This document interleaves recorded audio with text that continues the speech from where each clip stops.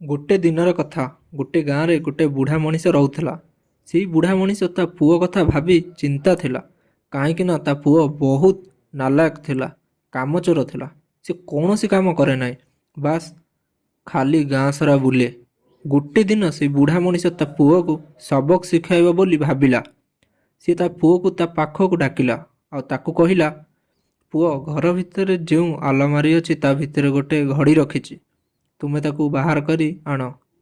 पुओ घर भितर गला आउ से घड़ी बाहर को बाहर करी आनिला।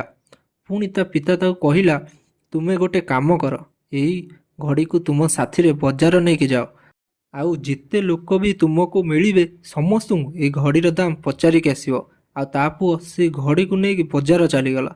आउ से बजार रे से समस्त लोक घड़ीर दाम पचारला। किए से घड़ीर दाम 500 कहला, आउ किए 100 कहला, आउ किए 800 कहला। समस्त लोक से पिलाटा को से घड़ीर दाम अलग अलग कहले। आउ किते लोक गोटे परी कहले। से पुओ ता पिता पाखक आसिला आउ कहिला, पिताजी समस्त लोक ए घड़ीर दाम निज हिसाब रे कहले। से किए 500 किए 1000 आउ किए 800 भी मध्य कहले।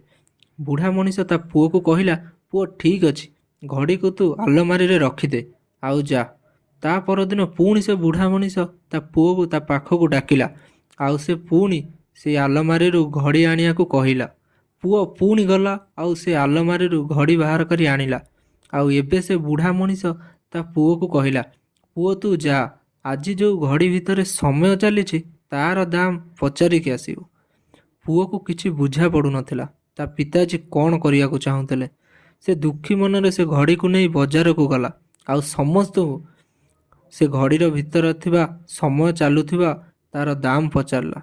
लोकों को लगुला कि से पिलाटीर मुंड खराब, काली ये घड़ीर मूल्य पचारिया को आसला, आज समयर। बहुत लोक ताकू तड़ी देले, आउ किछि लोक ता उपरे हसिबा को लागिले। इबे से पिला परिशान हो जाइथला। से भाभी थाए ये मो सहित कौन होउची। सेतिक बेले गोटे बुढ़ा मनीष दुकान को जाइथला।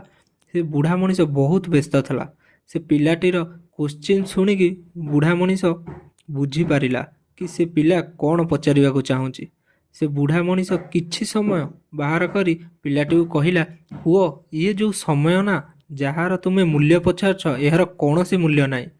तुमे कर टंका देकी भी निज जीवनर गोटे सेकेंड भी आउ थरे आनी परिबो नाई।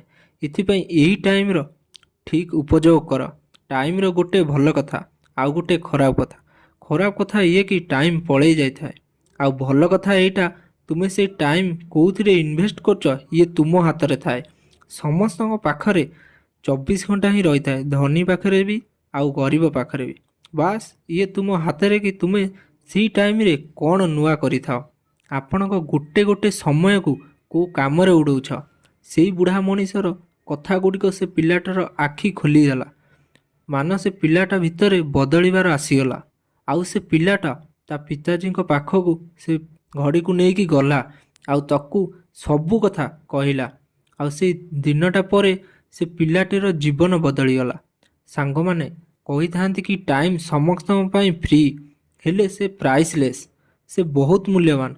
आमे ताकू जानी पारि न थाउ, हेले तुमे ताकू यूज करिवो, तुमे ताकू रखी पारिबो नाही, किंतु तुमे ताकू स्पेंड करि पारिबो। आउ जदि गोटे थर ताकू हराई देल तापर तुमे केबे भी ताकू फेरिकी पाइबनी। सिथिपाई निज टाइम रो ठीक उपयोग कर। जदि तुमे ये कहानी को अधिक लोकों पाखु पहुँचेबा को चाहूच ताहले वीडियो को लाइक कर, कहीं ना यूट्यूब ताकू अधिक शेयर करि थाए। आउ जदि वीडियो कहानीटा भल लगी ताहले चैनल को सब्सक्राइब मध्य करियो। रहूची राधे राधे।